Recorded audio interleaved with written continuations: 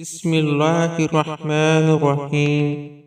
اللہ تعالی نے تمام پرندوں میں سے ہدہد کو یہ شرف کیوں بخشا کہ اس کا ذکر قرآن مجید میں کیا؟ یہ وہ واحد پرندہ ہے جو زندگی میں صرف ایک بار شادی کرتا ہے اور اپنے جیون ساتھی کی وفات کے بعد بھی اکیلے ہی زندگی گزارتا ہے۔ یہ اپنی مادہ کو مہر میں کھانے کی کوئی چیز پیش کرتا ہے، اگر وہ اسے کھا لے تو اس کا مطلب یہ ہے کہ وہ شادی کے لیے راضی ہے۔ پھر نر اس مادہ کو اپنے گھونسلے کی طرف لے کر جاتا ہے، جو اکثر اوقات کسی درخت میں سوراخ کر کے بنایا ہوتا ہے۔ اگر اسے گھر پسند آ جائے تو دونوں رشتہ ازواج میں منسلک ہو جاتے ہیں۔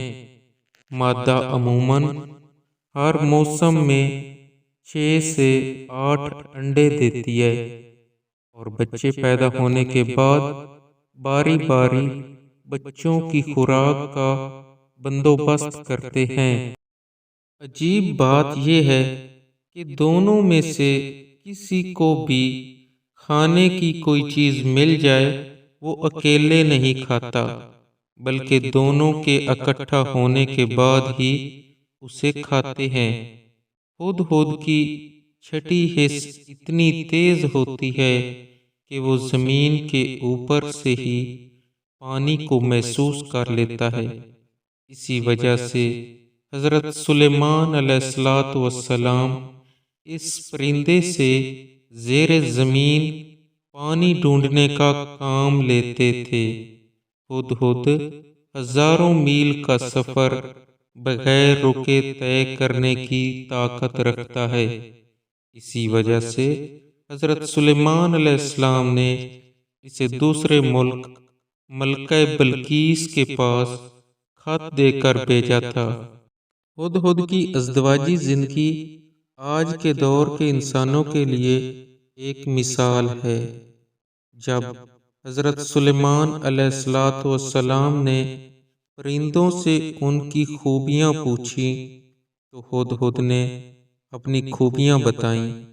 کوا بولا، حضور یہ جھوٹ بول رہا ہے، اگر اس کی نظر اتنی تیز ہے تو یہ شکاری کے جال میں کیوں پھنس جاتا ہے؟ دانا نظر آتا ہے، جال نظر کیوں نہیں آتا؟ تو ہدہد نے جواب دیا، حضور یہ بات ٹھیک ہے، جال میں دانے میں پھنستے وقت مجھے دانا نظر آتا ہے، جال نہیں، کیونکہ میری آنکھوں پر تقدیر اور اجل کا پردہ پڑ جاتا ہے، اس لیے جال میں پھنس جاتا ہوں۔ رب بڑی حکمتوں والا ہے، یہ نظام کائنات بڑے احسن طریقے سے چلا رہا ہے۔